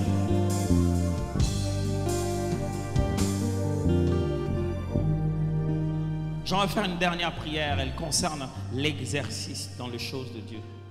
L'exercice des dons, l'exercice de grâce, l'exercice de ce qu'on a reçu. Je vais demander à toute l'assemblée, et que ce soit devant ou derrière, où que vous puissiez être, levez seulement légèrement les mains, je veux prier avec vous. Alléluia. Seigneur notre Dieu, tu nous as demandé d'exercer, d'être actif, de le faire pas une fois, plusieurs fois. Et je suis en train de prier pour mes frères et sœurs aujourd'hui, ce soir, cette nuit. L'exercice est toujours pénible au début. On fait mal aux articulations, on a honte, on a peur, il y a de l'hésitation, on se pose des questions. On n'a pas la première fois le résultat qu'on pensait pouvoir avoir. Et on s'est dit, est-ce que je vais le refaire encore? Mais je prie pour un esprit de persévérance. Seigneur, un esprit de persévérance. Que personne ne s'arrête au premier résultat. Je vais te demander une faveur, Seigneur. Si tu peux juste leur accorder d'avoir les encouragements dès les premières minutes. Tu sais, ce genre de choses que tu fais et qui nous poussent à nous dire, ouais, ça marche, je vais le faire encore. Permets-leur, dès les premières minutes, de voir que c'est en train de marcher, de se rendre compte que quelque chose est en train de se passer, de se rendre compte que la Bible dit vrai. Quand ils prieront pour les malades, qu'ils entendent parler de leur guérison. Quand ils donneront une parole de la part de Dieu, qu'ils en reçoivent la confirmation de l'authenticité. Quand ils se tourneront et prieront pour quelqu'un, que l'exaucement vienne en grande vitesse. Quand ils défieront leur corps pour pouvoir prier la nuit, le matin, en jeûnant ou en se mettant en exergue. Quand ils prendront le courage et non plus la honte de pouvoir partager la parole à un inconnu. Père, fais que les résultats soient magnifiques. Fais que les résultats soient ce que tout le monde attendrait de moi. Même quand ils seraient en train de trembler de tout leur corps. Qu'à Dieu soit la gloire.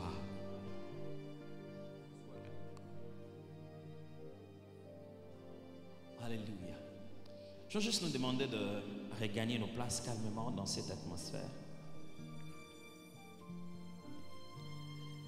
Je vais juste faire une dernière chose avec la permission de l'apôtre. Je ne sais pas comment je dois opérer avec ça ici. Mais disons que j'ai un message pour quelqu'un ou comment je peux... Ok, ben on va s'asseoir, s'il vous plaît. Merci beaucoup. Alors, j'aimerais vous dire que moi je crois beaucoup que le Seigneur nous parle et qu'il nous parle d'une manière ou d'une autre et que le but de tous ces dons, c'est l'édification. C'est pour que nous soyons les uns les autres édifiés. Et je sais que c'est très très difficile, et surtout quand nous n'avons qu'une seule session au cours de laquelle il faut exprimer tous les dons. En même temps, selon que le Seigneur nous en donne la grâce. Et je sais que ça peut être très très distrayant les moments où on donne des paroles d'encouragement ou des orientations prophétiques. Mais ça arrive à Dieu qu'au milieu d'une grande masse, il s'arrête sur une seule personne. Je veux juste vous dire que ce n'est pas ennuyant. J'ai entendu des gens dire, ah, on est trop nombreux, on va juste donner une prophétie à une seule personne, c'est quoi? C'est tout le temps ça dans la Bible. Jésus, quand vous le voyez dans la foule, c'est pour une seule personne qui s'arrête. Tous les miracles se passent pour une seule personne. Mais en fait, la personne n'est pas la seule personne. Généralement, Dieu choisit comme un genre d'échantillon pour qu'en le faisant ou en le disant lui, il le dise aux autres personnes. En fait, ça ne veut même pas dire qu'il faut que ça arrive d'abord à lui avant que ça t'arrive à toi parce que tu t'identifies à lui. Non. Il peut dire une chose pour une personne, mais dont le contenu te concerne aussi. Et tu n'as pas besoin d'attendre que cela lui arrive à lui pour que ça t'arrive à toi, rien du tout. En fait, si Dieu n'opère pas par des échantillons, la Bible n'a pas de sens. Parce que vous n'êtes pas Abraham, vous n'êtes pas Jacob, vous n'êtes pas Isaac, vous n'êtes rien de tout ça. Mais Dieu a opéré de façon spécifique sur des personnes qui peuvent révéler son caractère. Et ça vous permet de vous dire que ce Dieu-là, il est le même aussi pour vous. Amen. Et le but, je le pense, que lorsqu'on sert, autant que j'étais debout en train de servir tout à l'heure, que vous étiez assis, et je considère toujours que ça continue à rester le service ou bien la responsabilité que le Seigneur me donne de pouvoir continuer à exercer et à parler. Et le but ici ne sera vraiment pas de vous embarrasser ou d'essayer de dire quoi que ce soit sur des choses qui ne tiennent pas. Ici, il est arrivé que je dise une chose que vous n'avez pas voulu que je dise en public. Pardonnez mon ignorance. Mais je ferai de mon mieux pour ne pas être en train de raconter des choses que je ne devais pas raconter. Et ce n'est pas ça le but du don. Le but du don, c'est juste édifier les gens. Et peut-être que je ne me mettrai pas à vous raconter vos numéros de téléphone que vous connaissez déjà. Et surtout pas vos adresses d'où vous venez déjà. Mais je pense seulement que je ne suis pas peut-être le seul à le faire ce soir. Et je pense aussi que votre voisin est un instrument de Dieu. Pour juste vous donner une parole d'encouragement, quelle que soit dans la direction du Saint-Esprit. Vous croyez en ça? Moi, je crois qu'on vient de prier et je pense que Dieu est beaucoup plus rapide que toutes les autres sciences qui existent. Ça va? Alors, juste pendant 2 minutes, j'aimerais que vous puissiez tenir un voisin de gauche ou de droite. On va juste prier pour les uns les autres. On est venu ici afin que le feu ne s'éteigne pas. Amen. Alors, on va juste prier. Je pense qu'il serait intéressant que vous lui demandiez votre prénom. Vous demandez son prénom. S'il vous dit son prénom, ça serait bien. Comme ça, vous priez pour quelqu'un dont vous connaissez quoi. Il a donné son prénom? Non, franchement, vous êtes à côté de quelqu'un avec qui vous êtes venu. Ça ne va pas marcher du tout. Il ne va pas croire. Changez de voisin. Si vous en avez un autre que vous n'êtes pas venu, en fait, je vais dire que vous ne vous connaissez pas depuis longtemps. Je pense que ça serait plus un encouragement. Il y a une femme qui disait à son mari un jour, le Seigneur te parle, mon mari, mon mari. Or, le Seigneur ne va pas t'appeler mon mari, franchement. Mais il voulait faire des règlements de compte, alors. Mais vraiment, trouver quelqu'un avec qui vous sentirez à l'aise de pouvoir parler. Et surtout si ce n'est pas nécessairement quelqu'un avec qui vous êtes venu. Vous avez fait ça? Vous avez le droit de vous déplacer, hein? N'est-ce pas? Changez, regardez bien. Si c'est vraiment quelqu'un que vous connaissez trop bien, vous voulez changer, n'hésitez pas de changer. Ça va? Voilà. Il y a un courageux qui a changé, qui a trouvé quelqu'un d'autre. C'est bien. Et il y a un frère qui est sur cette rangée, il est seul. Il n'y a pas quelqu'un qui voudrait... Voilà, on a changé. Voilà comment ça marche. On va prier tout à l'heure et peut-être que, j'ai dit bien, le Saint-Esprit va juste mettre une direction de prière dans votre cœur. C'est pas pour que vous deveniez l'homme de... Non, c'est juste que peut-être le Saint-Esprit va mettre une direction dans votre cœur pour prier pour cette personne en particulier, sur un domaine ou un autre. Ok? Vous allez juste suivre ce flow-là. Et peut-être que des fois, en priant, on peut vous mettre une image, vous n'avez pas besoin de tout comprendre. Et lorsque je donnerai le feu vert, on pourra commencer à partager ces paroles-là. Mais pour l'instant, prions d'abord. Prions pour lui. Il ne vous a rien dit de sa vie. Mais priez directement. Maintenant, au moment où nous parlons, priez maintenant.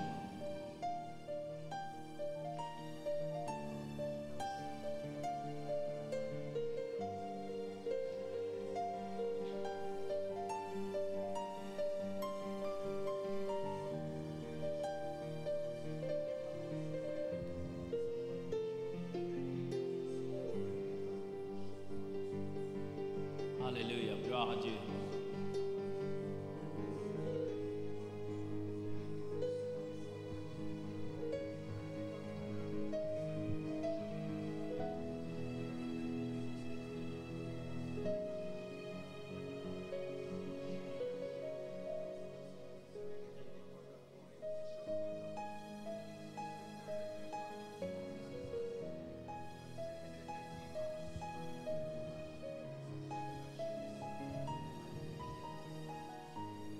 Ouais, continuez dans cette direction de prière. Alléluia, gloire à Dieu.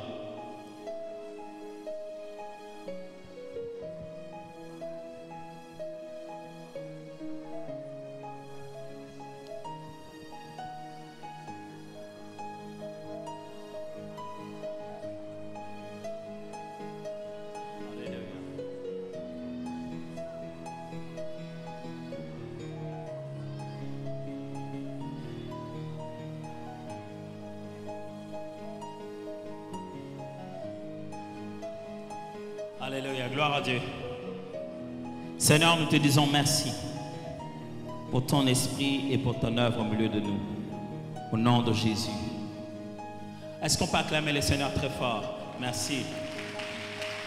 Alors, j'aimerais maintenant vous demander de partager avec votre voisin ce pourquoi vous avez prié pour lui. Dites-lui pourquoi vous avez prié pour lui. Quelle était la direction que vous avez eue dans la prière? Qu'est-ce que vous priez pour lui? Pourquoi? Parlez maintenant à votre voisin.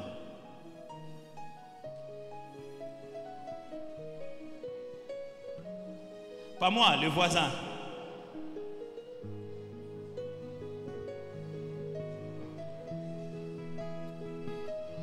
On est là pour que la flamme s'enflamme, qu'elle s'enflamme.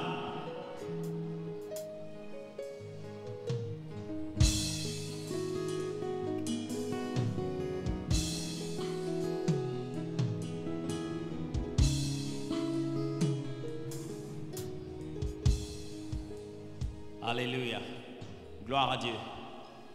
Je suis conscient d'avoir énormément déjà débordé dans mes minutes.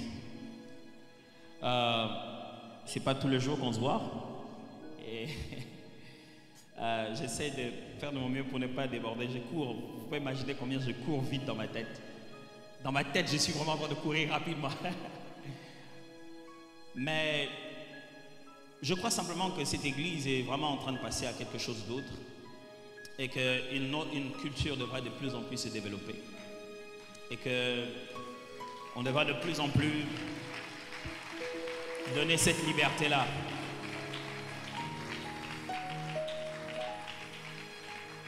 Alors, la différence qu'il y a entre l'aspiration et la manifestation, c'est le temps qu'on y passe.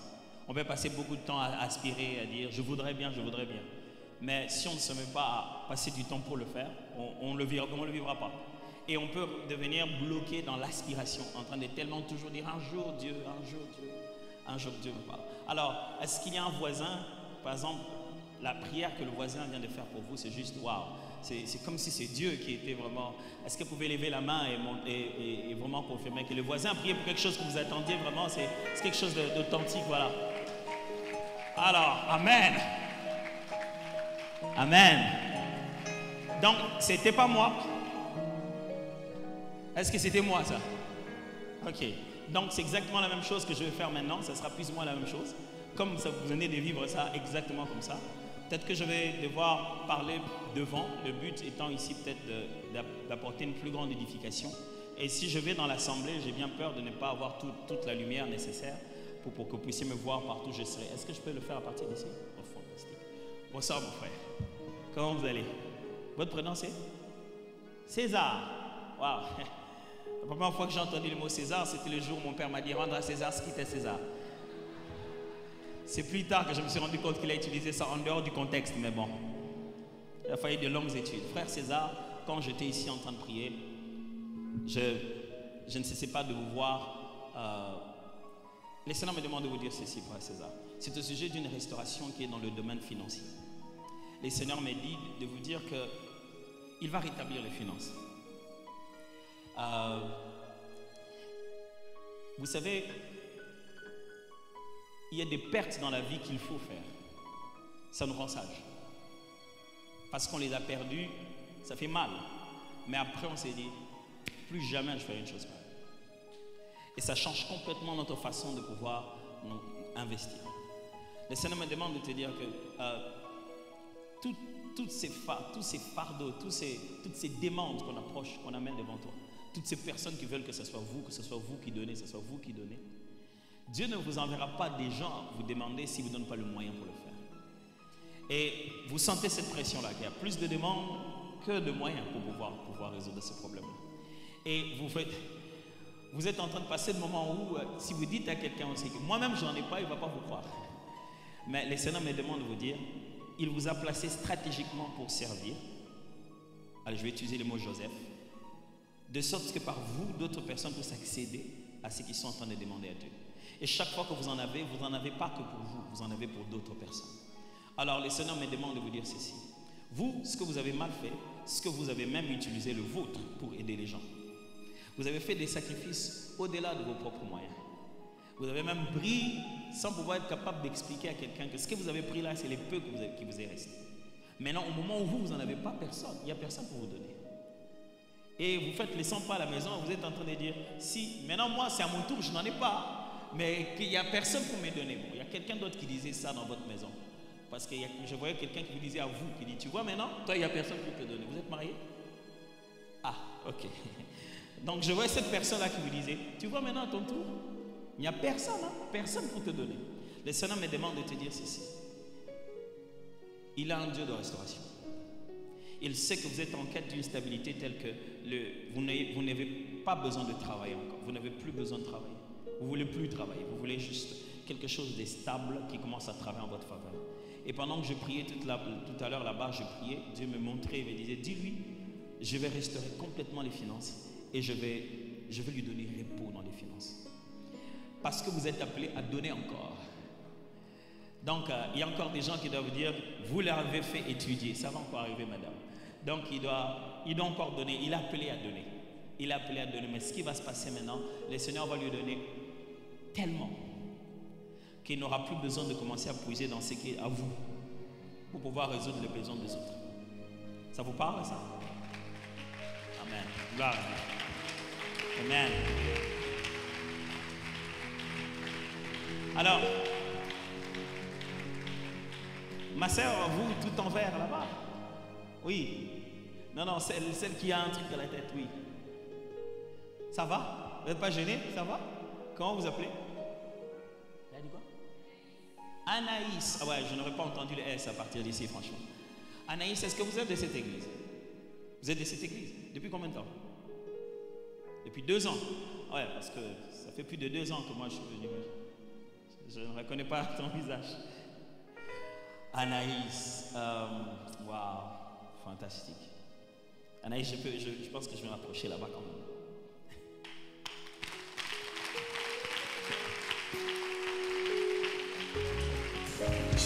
Ça va? Oh, je me disais bien qu'elle devait être remplie d'énergie comme ça, Anaïs. Ça va? Anaïs, moi j'aimerais te parler de quelque chose qui concerne l'appel de Dieu, qui concerne le fait que le Seigneur t'appelle à le servir. Et il veut t'enflammer de quelque chose de très très fort. Anaïs, tu as des dons de l'esprit qui vont étonner les gens. Des dons alors exceptionnels.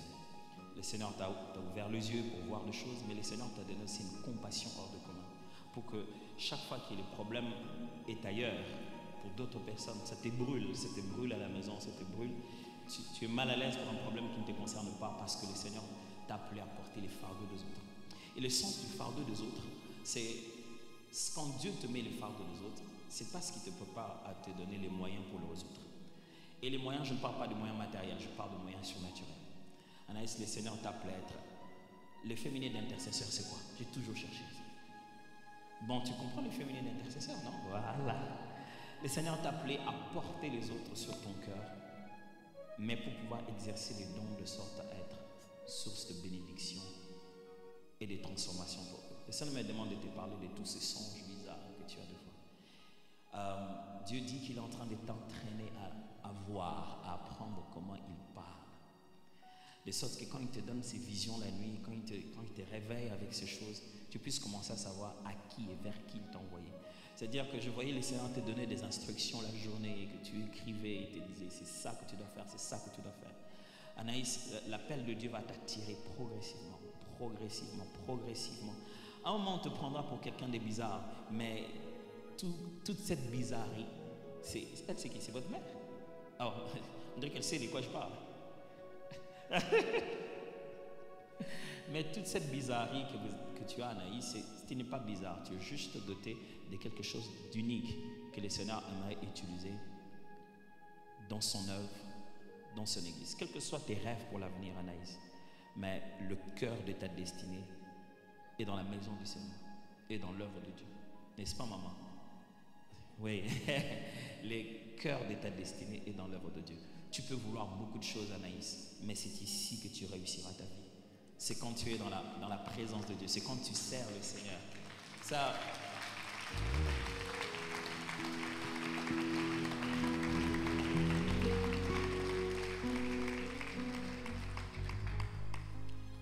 Est-ce que ça te parle les choses dont je t'entends te dire là? C'est clair, hein? Ok, je peux prier avec toi. Dieu de grâce. Je sais que cette cadre est pour Anaïs. Cette cadre est vraiment pour elle. Elle va vivre des choses exceptionnelles. C'est vraiment la saison de sa visitation. Toi, tu es le Dieu qui dit, je fais oublier les événements passés. Tu es le Dieu qui fait oublier les événements passés. Le passé est passé. La page a été tournée. C'est une nouvelle Anaïs qui va éblouir tout le monde. Et tout le monde sera en train de ne pas en revenir. Parce que ce n'est pas une capacité humaine, c'est une grâce surnaturelle. Je ne sais pas pourquoi tu as parlé en public si ce n'est pas pour sceller cela contre toute force de l'ennemi qui essaierait de la drainer derrière, qui essaierait de la ramener où elle était. C'est ce que tu es en train de crier tout haut. Tu dis, elle est à moi, elle est à moi. Anaïs est à toi, elle te servira. Le monde saura le genre de Dieu qu'elle a et les gens témoigneront qu'elle est réellement appelée de Dieu et le monde ne la récupérera plus jamais. Et le monde qui la réclame ne la prendra plus jamais. Au nom de Jésus. Amen. Merci Anaïs. Alors, la dernière personne à qui je voudrais bien qu'on parle. Bonjour, ça va? Comment vous appelez? Pauline. Ah, ma mère s'appelle Pauline.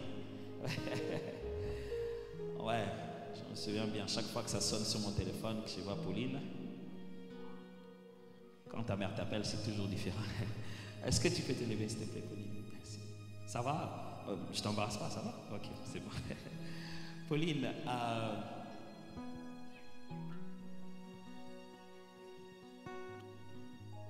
tiens, je prie. Mon Dieu, j'ai mis ce message dans ma prière pour Pauline parce que moi je sais que Pauline est une femme de prière. Pauline est une femme de prière.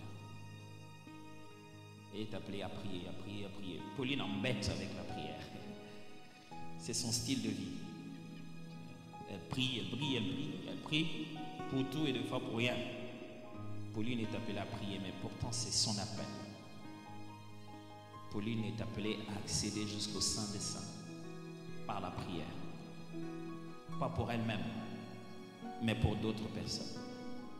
Je viens confirmer ces grâces d'intercession qui sont sur toi.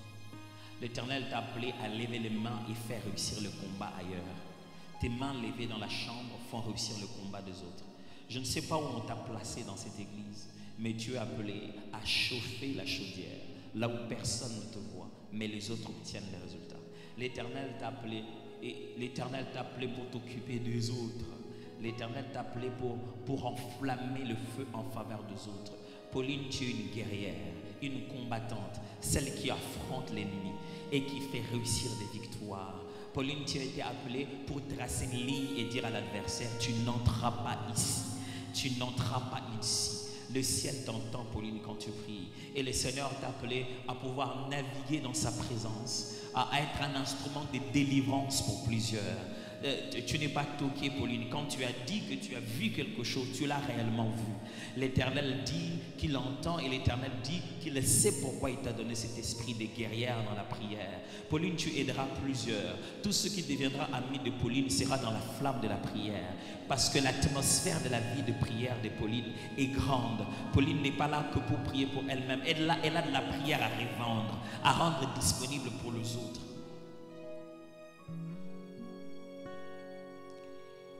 Le Seigneur dit, écoute Pauline, la vie émotionnelle, la vie sentimentale, il connaît ça aussi. Dieu est un Dieu parfait qui connaît tous les aspects de notre vie. Quand tu pries, il entend et il fixe les autres problèmes qui te concernent. Autant qu'il t'a toujours demandé, toi tu pries, moi je m'occupe de tes problèmes. Et il n'a pas menti. Si toi tu restes dans ta position, lui s'occupera de ce que toi tu crois être tes problèmes. Parce qu'en réalité, tu n'as pas de problème. Tes problèmes sont les problèmes de Dieu. Il va les résoudre les uns après les autres. Le Seigneur te mettra au large, Pauline. Il te mettra au large. Ça ne sera plus d'aucune inquiétude parce qu'il t'aura mis au large et tu pourras témoigner de sa vérité. Au nom puissant de Jésus. Est-ce qu'on peut tous acclamer le Seigneur et rendre des actions de grâce?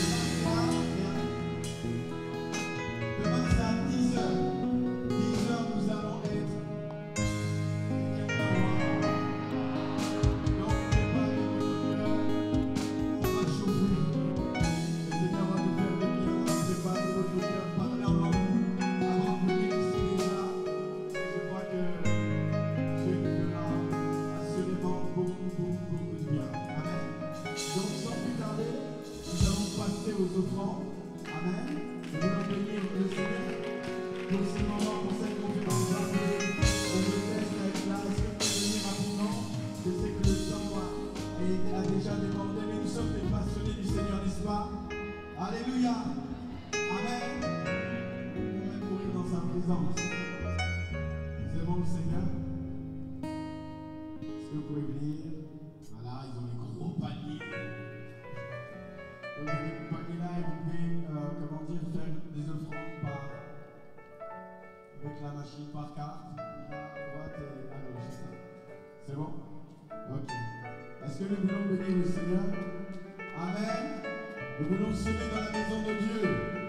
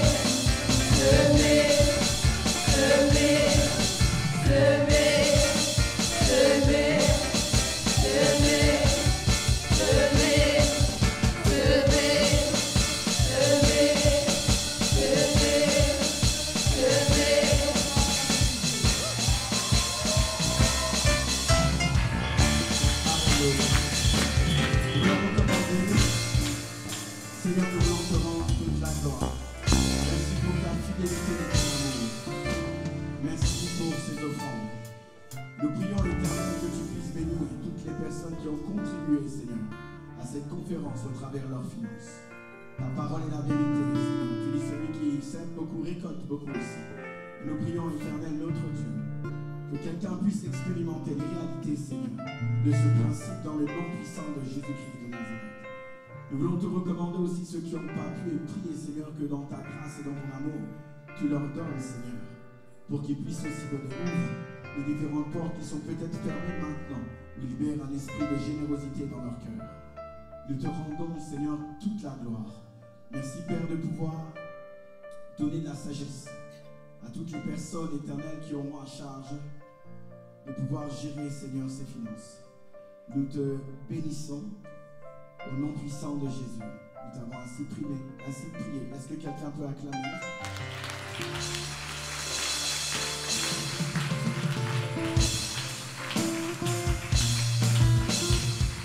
Amen. Gloire à Dieu. Alors nous allons clôturer ces moments. Demain, nous commençons à 10h. Nous encourageons vraiment à être présents à 10h. Ensuite, nous avons une session.